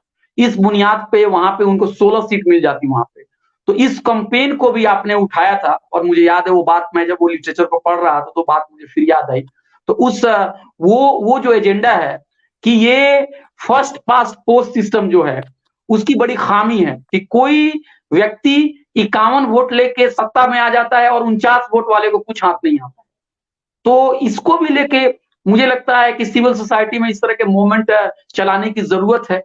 और आपकी पार्टी ने इसकी शुरुआत की थी, तो क्या उस एजेंडे पे अभी तक आप लोग कायम है या वो एजेंडा थोड़ा पीछे चला गया है? जी देखिए, हमारा मानना ये है कि इंडिया जैसे कंट्री में जहां पर लैंग्वेज के बुनियाद पर, रिलीजन के बुनियाद पर, कास्ट के बुनियाद पर इतना डिवीजन पाया जाता है, इतनी डाइवर्सिटी पाई जाती है, वहां के लिए तो प्रोपोर्शनल रिप्रेजेंटेशन से बेहतर सिस्टम और कोई हो नहीं सकता है। प्रोपोर्शनल रिप्रेजेंटेशन सिर्फ सिस्टम जो है वो सिर्फ इस बात को इंश्योर नहीं करता है कि कोई पॉलिटिकल पार्टी अगर उसका पास अच्छा परसेंटेज ऑफ वोट है तो उसको भी सीट उतनी परसेंटेज मिलनी चाहिए, बल्कि वो हर सेक्शन के इंटरेस्ट का ख्याल रखता है को इंश्योर करता है।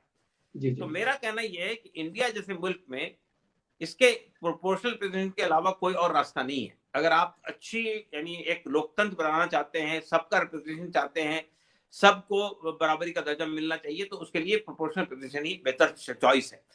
दुनिया के 80 मुल्कों में 80 ममालिक के अंदर ये सिस्टम चल रहा है प्रोपोर्शनल रिप्रेजेंटेशन का, तो हिंदुस्तान में क्यों नहीं चल सकता है सब? मेरा जी, कहना वो बड़े बड़े मुल्क है, वो बड़े बड़े मुल्क है, कोई ऐसा नहीं है कि कोई अफ्रीका के कंट्री है कि आप कह सकते हैं कि वहां पे जी जी जी हाँ, बड़े-बड़े मुल्कों में चल रहा है। तो मतलब इस यहाँ पे मेरा कहना ये कि इंडिया में भी प्रोपोर्शनल रिप्रेजेंटेशन ही एकमात्र रास्ता है, अगर आप इस सब चीजों को, जितनी खराबियां दूर करना चाहते हैं तो। देखिए, बीजेपी के पास 31 सीट आई थी 2014 में, और अब 36% वोट आया। 36% वोट के बाद कितनी सीटें पार्लियामेंट में? 300 से ऊपर सीटें हैं पार्लियामेंट में। और बाकी जिनके पास यानी जो यानी अच्छा खासा वोट है, उनकी रिप्रेजेंटेशन देखिए क्या है। और जैसा कि आप बता रहे हैं, 20% वोट लेने के बाद भी मायावती को एक भी सीट नहीं मिली। जी, जी, तो इसलिए मैं कहना चाहता हूं कि ये जो लोगों का वोट जो जाया हो जाता है ना, मतलब जिन लोगों ने 20% वोट दिया वो तो वेस्ट हो गया, उनका कोई आदमी नहीं है वहां पे जिन लोगों ने 20% वोट दिया। तो ये जो वेस्टेज है वोट का, ये इसको भी आप मिनिमाइज कर सकते हैं कि हर आदमी के वोट की एक अहमियत है, एक महत्व है उसका, वो उसको नजर आना चाहिए पार्लियामेंट के अंदर रिप्रेजेंटेशन से। इसलिए मैं समझता हूं कि proportional representation is the only solution for diverse society. दोस्तों, मैंने आपको शुरू में ये बात का इस बात का जिक्र किया था कि इलियास साहब जो हैं वो all India Muslim Personal Law board से भी जुड़े हुए हैं। अगर आप कहें तो उसकी पॉलिसी साजी में उसके इंटेलेक्चुअल फेस हैं। तो मुझे लगता है कि बहुत सारी बातें तो किसी और गुफ्तगू में all India Muslim Personal Law Board के हवाले से हम लोग करेंगे। और फिर वही बात आ गई कि आपने कहा कि बगैर मुझसे मिले आपने पीएचडी भी जमा कर ली और ये टॉक भी बगैर all India Muslim Personal law के हवाले से सवाल किए भी मतलब इख्तिताम के करीब पहुंच गया। तो सर, एक चीज मुझे बताइए, दो इमेज है, किसी दिन हम आपसे इस पर लंबी गुफ्तगू करेंगे क्योंकि हर बात एक मीटिंग में नहीं आ पाती है। दो चीजें हैं मैंने जो पाया है, मतलब एज ए आउटसाइडर मैं आपको बता रहा हूँ कि all India Muslim Personal Law board की ऐसी इमेज गढ़ी गई है, एक इमेज ऐसी ऐसी गढ़ी गई है जिसके लिए बहुत हद तक मीडिया एक्स्ट्रा फोर्सेस हैं कि ये बिल्कुल जो नया भारत है इसके खिलाफ है, यहाँ पे इंसानी हुकूक नहीं है, यहाँ पे खवातीन के हुकूक नहीं है, ये प्रिमिटिव है, ये बैकवर्ड है। लेकिन लोग ये भूल जाते हैं कि पर्सनल लॉ जो है वो हिंदुओं को भी मिले हुए। हिंदू कैसे शादी करेगा, हिंदू कैसे शादी नहीं करेगा, और हिंदू के अंदर में बंटवारा धन का कैसे होगा, प्रॉपर्टी से कैसा, वो भी उनके पर्सनल लॉ से ही गाइड होते हैं। लेकिन लोग हिंदू की बात नहीं करता है, आदिवासी की बात नहीं करता है। उनको लगता है कि मुस्लिम लोग ही ये मतलब एक मॉडर्न भारत को पीछे खींच रहे हैं।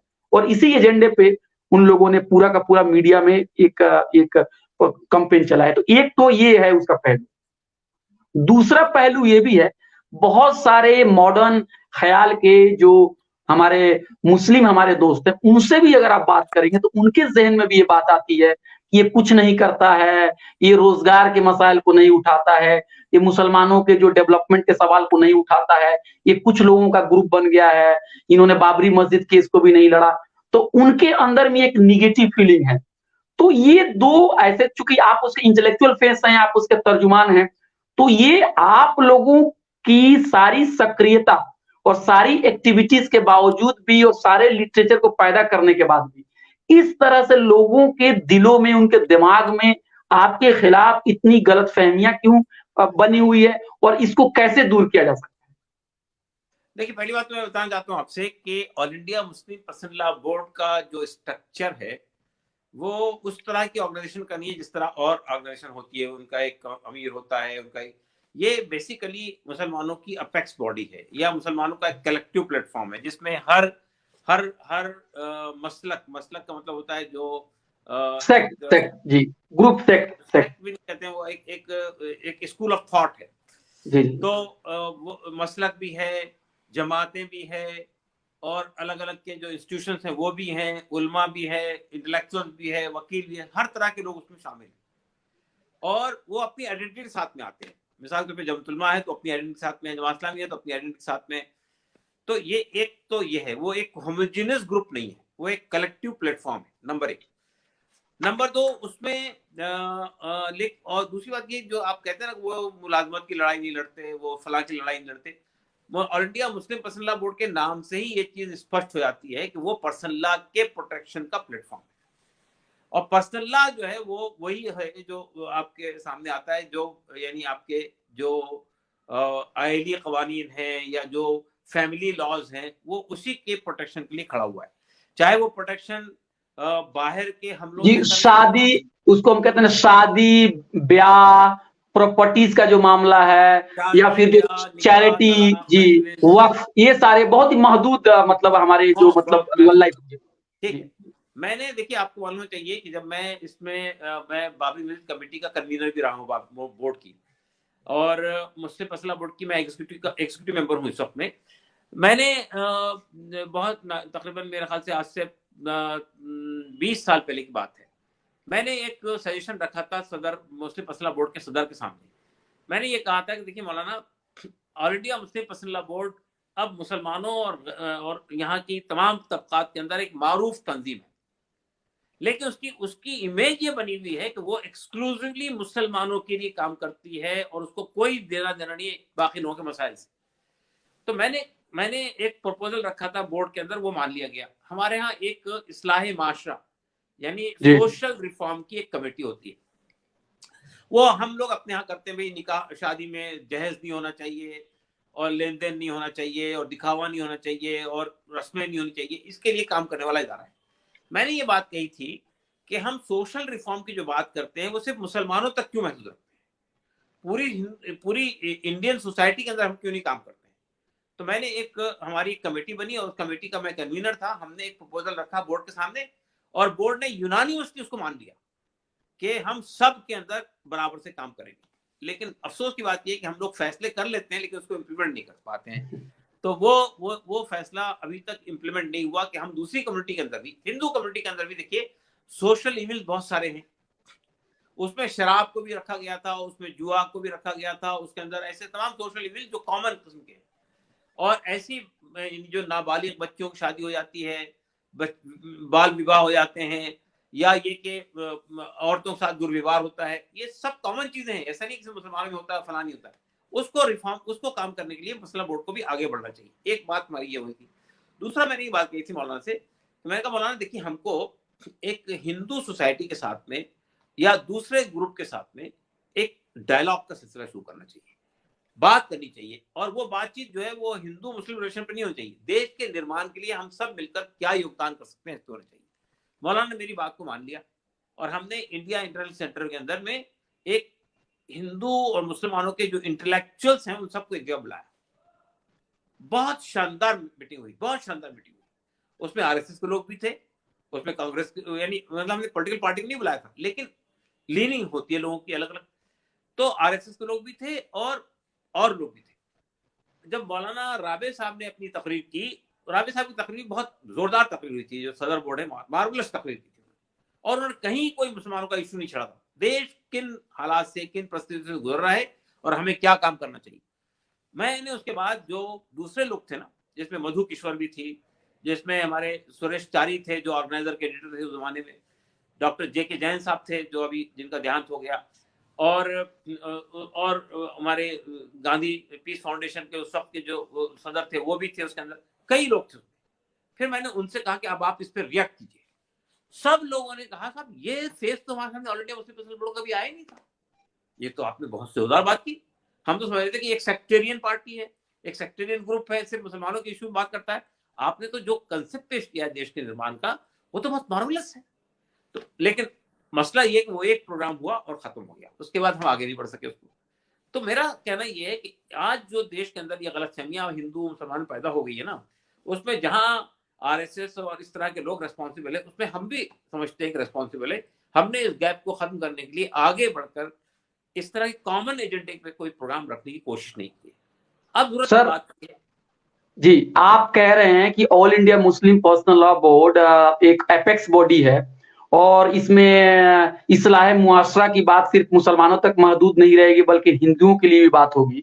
लेकिन मैं ये पूरे ईमानदारी के साथ मैं बात कहता हूं कि जो दूसरे मसलक के लोग हैं, जो जिनका ताल्लुक कहीं ना कहीं मान लीजिए देवबंद मसलक से नहीं है, या जो नदवा से तालीम याफ्ता नहीं है, या जिनका जमात इस्लामी से नहीं है, उन लोगों के अंदर में अगर उनके कुछ लोगों से आप जब मिलते हैं तो वो लोग कहते हैं इसमें बालादस्ती तो देवबंद स्कूल से जुड़े हुए लोगों का है, इसमें तो नदवा के लोग जुड़े हुए हैं, इसमें जमाती इस्लामी के लोग जुड़े हुए हैं, बाकी मुसलमान कहाँ हैं?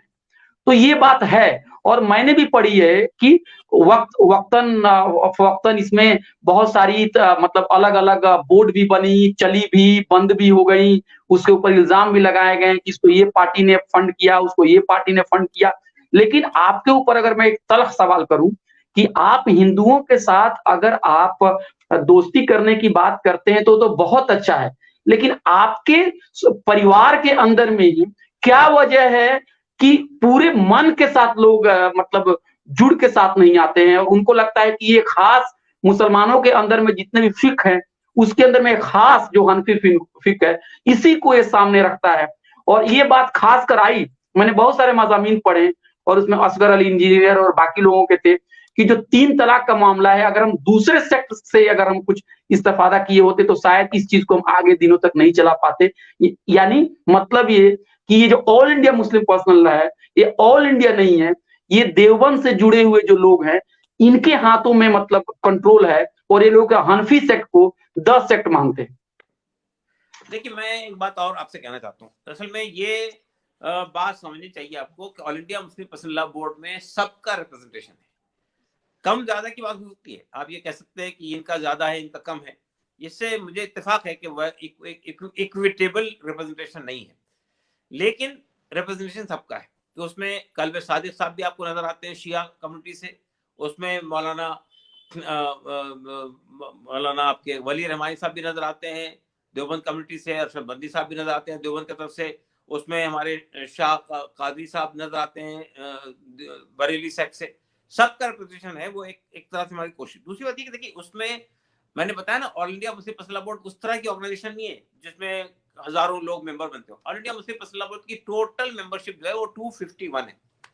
अब 251 लोगों के अंदर सबको बराबर का रिप्रेजेंटेशन देना, यहाँ से वहां से, ईस्ट से वेस्ट से, नॉर्थ से साउथ से, देवबंद से, बरेलवी से, शिया से, सुन्नी से, जमीयत अहले हदीस से, जमीयत उलमा से, जमात इस्लामी से, एक बहुत डिफिकल्ट टास्क है।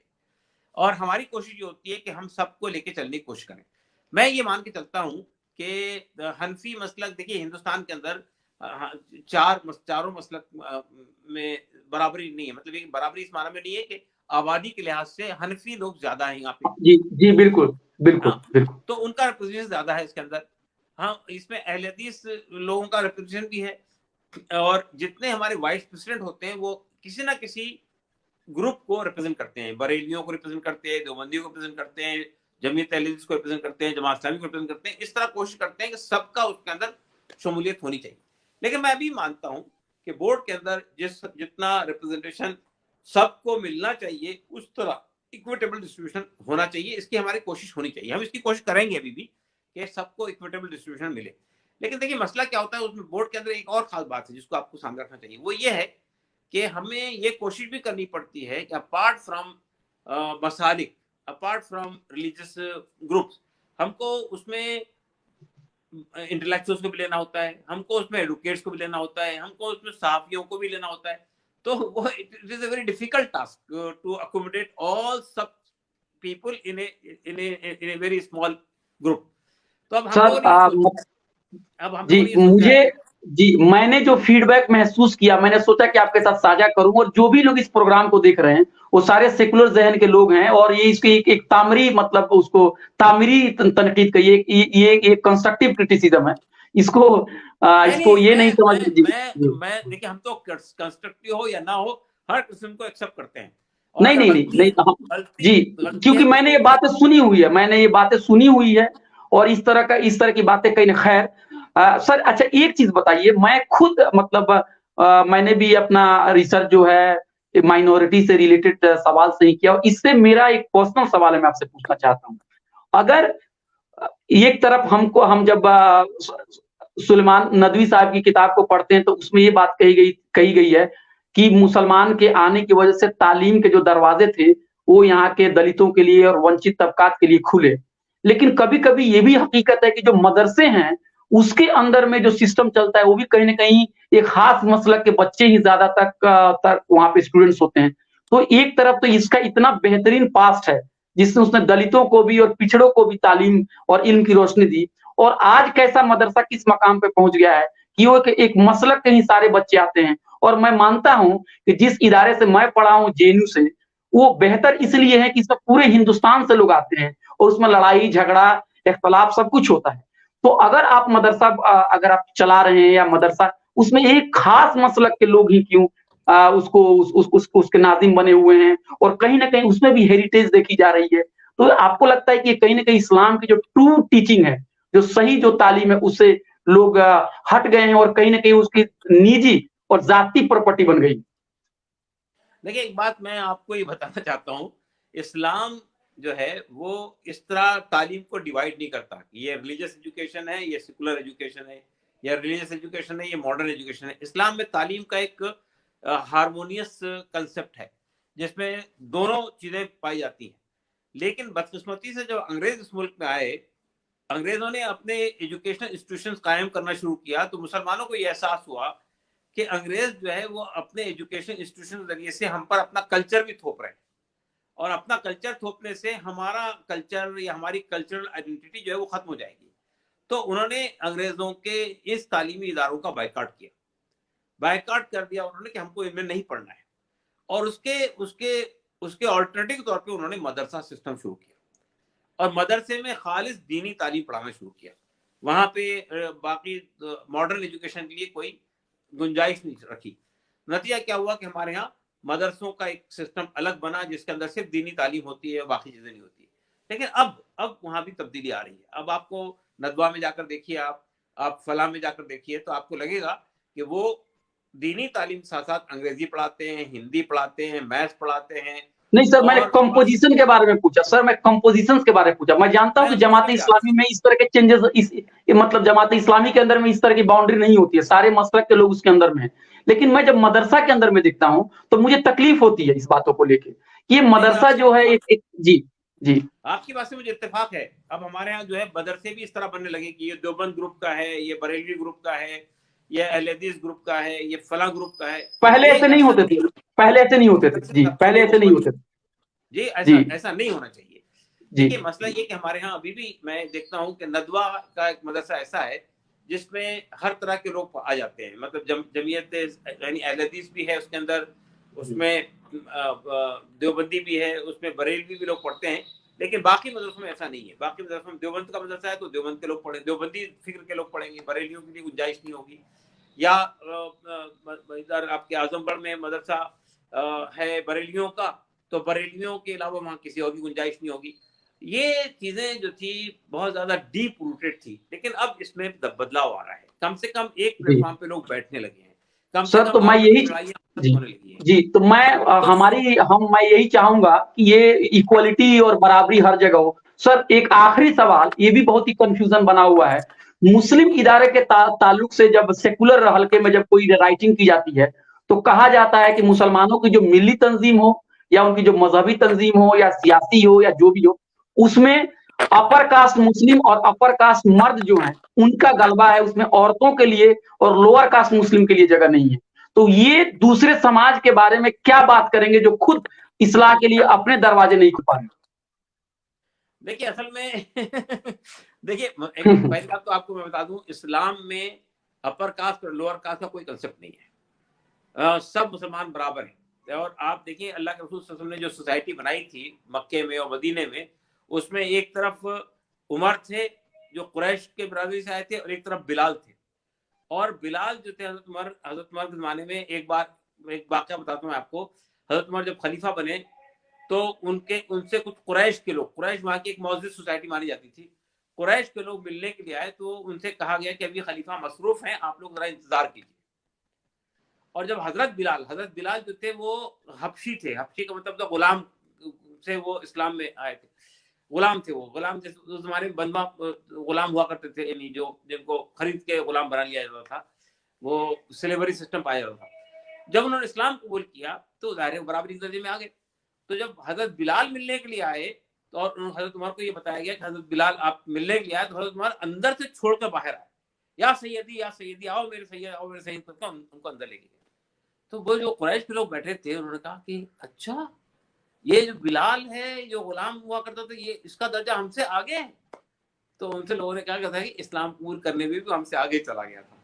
तो मैं ये लेकिन सर एक चीज नहीं, मैं आपकी बात मान लिया, और वो लोग जो मतलब लोअर कास्ट जो इंटेलेक्चुअल हैं, वो लोग हुजूर के प्रोफेट मोहम्मद साहब का जो आखिरी खुतबा था उसका वो बार बार हवाला देते हैं, और वो कहते हैं कि उसमें उन्होंने कहा था कि किसी गोरे पे काले की बर्तरी नहीं होगी, किसी पे अरबी पे किसी पे गैर अरबी की बर्तरी नहीं होगी। लेकिन क्या वजह है कि इस बात को जब इंप्लीमेंट करने की बात आती है, जो अमल में लाने की बात होती है, तो वहां पे दिल गवारा नहीं करता। जी नहीं, वो बात नहीं। देखिए बताता हूँ आपको, असल में ये चीज आपको इंडिया ही में, यानी सब कॉन्टिनेंट के अंदर ही मिलेगी, बाकी किसी और मुल्क में नहीं मिलेगी। उसका एक संदर्भ है।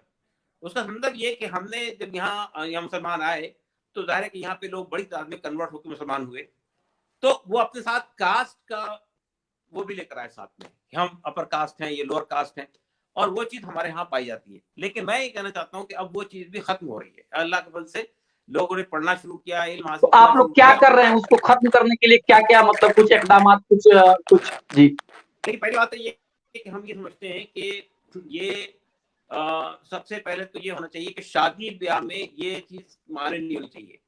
जब तक कि आप शादी ब्याह रिश्ते, सबसे बुनियादी चीज अगर आपको कास्ट सिस्टम को या सो कॉल्ड अपर और लोअर का फर्क को खत्म करना है, तो सबसे बुनियादी चीज जो है वो शादी ब्याह। अम्बेडकर जी भी कहते थे, अम्बेडकर, बाबा साहब अम्बेडकर भी, इंटर डाइनिंग और इंटर मैरिज। तो इंटर डाइनिंग का तो मसला बहुत ज्यादा मुझे लगता है कि मतलब इस तरह से हिंदू सोसाइटीज में उस तरह से मुस्लिम सोसाइटीज में नहीं है। वहां मिलना जुलना खाना पीना, अगर मैं सही हूं तो। जी आपकी आवाज कर रही है, सुन नहीं आती। नहीं, मैंने ये पूछा कि जी, बाबा साहब ने कहा इंटर डाइनिंग और इंटर मैरिज। तो मुझे लगता है कि मुस्लिम मुआशरे में खाने पीने को लेकर जिस तरह से हिंदू समाज के अंदर में जिस तरह से दूरियां हैं, मुझे लगता है वैसी दूरियां मुसलमान। जी जी मुसलमानों में खाने पीने के मामले में कोई तकलीफ नहीं होती है, सब लोग बराबर बैठते हैं, आपस में खाना खाते हैं, उनको कोई। मैं जो कहना चाहता हूँ आपसे वो एक ही प्रॉब्लम है, वो प्रॉब्लम हल हो जाए तो मसला हल हो जाएगी। वो ये शादी ब्याह के ताल्लुकात के अंदर ये ऊंच नीच का सिस्टम खत्म होना चाहिए, ये अपर कास्ट लोअर कास्ट का खत्म होना चाहिए। सब लोगों के अंदर शादी ब्याह के मामला हल हो जाएंगे तो उसका ये सिलसिला खत्म हो जाएगा। ये खान है, ये अंसारी है, ये सैयद है, ये कुरैशी है, ये सिलसिला खत्म होना चाहिए। शादी ब्याह के अंदर सब बराबरी अगर आ जाएगी, सब बराबर रिश्ता कायम होने लगेंगे, तो मेरा अंदाजा ये कि ये जो सर थोड़ी आपकी आवाज साफ नहीं आ रही, आपकी आवाज साफ नहीं आ रही सर, आपकी आवाज साफ नहीं आ रही, आपकी आवाज कट रही है, आवाज साफ नहीं आ रही, माइक का सिस्टम हो गया, खराब हो गया इसमें। हेलो, आवाज थोड़ी साफ नहीं आ रही है। नहीं मेरी आवाज नहीं आ रही साफ, आपकी भी नहीं आ रही है, प्रॉब्लम ये है। तो मैं कह रहा हूँ कि माइक शायद खराब कर रहा है ये। नहीं, ऐसा तो कुछ नहीं है। अच्छा, तो मैं ये कह रहा हूं कि जो पैगाम देना चाहते हैं, जो जो जो जो इलियास साहब कह रहे हैं कि इलियास साहब अभी वापस आएंगे दोबारा, कुछ टेक्निकल प्रॉब्लम हो गया। तो इलियास साहब ये कह रहे थे कि उनका मानना है कि जो इंटर मैरिज है एक शादी ब्याह के मामले में कम से कम ये जो इसकी जो पाबंदी है वो कहीं से भी जायज नहीं है और ये हटनी चाहिए, ये बात कह रहे थे। अभी इलियास साहब अभी है नहीं स्क्रीन पे, मुझे लग रहा है वो फौरन वापस आएंगे। तो दोस्तों, आप लोगों ने देखा कि हम लोगों ने आज सियासत के हवाले से, मुस्लिम मुआशरे के बारे में, मिली तंजीमों के हवाले से बहुत सारी गुफ्तगू की। इलियास साहब से। तो जस्ट हम वेट कर रहे हैं कि वो फिर से उनका नेट जो है वो ठीक हो जाए। एक आखिरी सवाल मैं उनसे पूछूँगा, फिर उसके बाद ये जो शो है, जो डिस्कशन है वो खत्म हो जाएगा।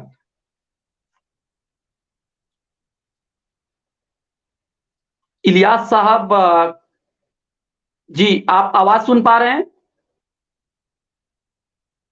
हेलो? थोड़ी देर वेट कर लेते हैं, थोड़ी देर, कुछ सेकंड्स के लिए। मुझे लगता है कि वो दोबारा आ जाएँगे। जी। हेलो?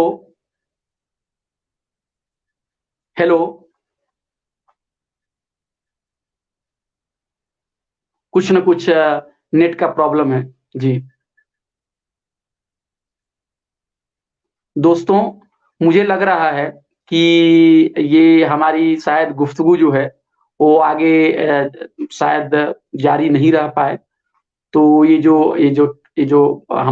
हमारा जो डिस्कशन हुआ, वो काफ़ी फ्रूटफुल था। काफ़ी काफ़ी जानकारी हम सब लोगों को मिली। तो फिर किसी न किसी रोज़ मैं किसी न किसी ख़ास मेहमान के साथ आपके सामने फिर अ, हाज़िर होऊँगा। तब तक के लिए आप लोग अपने कमेंट्स जो हैं, वो आप यहाँ पे डाल सकते हैं। और दोस्तों, आप देखिए कितना हेल्दी और कितना बेहतरीन डिस्कशन आज हम लोगों को सुनने को मिला। और जैसा कि मैंने आपको बताया कि कासिम रसूल इलियास साहब जो हैं, वो बतौर सहाफ़ी, बतौर एक्टिविस्ट, बतौर सियासतदान और एक अहम रुकन, तर्जुमान All India Muslim Personal Law Board के बहुत सालों से सरगर्म हैं और उनको सब लोग जानते हैं। तो आज वो हमारे इस प्रोग्राम में आए और किसी वजह से नेट की प्रॉब्लम की वजह से अभी वो हमारे साथ नहीं हैं। तो आप सब लोगों के बिहाफ़ पे मैं उनको शुक्रिया अदा करता हूँ। और ये जो अधूरी जो हमारी कुछ सवालात जो हमारे बच गए हैं, हम इसको फिर दोबारा उनसे गुज़ारिश करेंगे कि वो आएँ और बाकी सवालों के भी जवाब दें।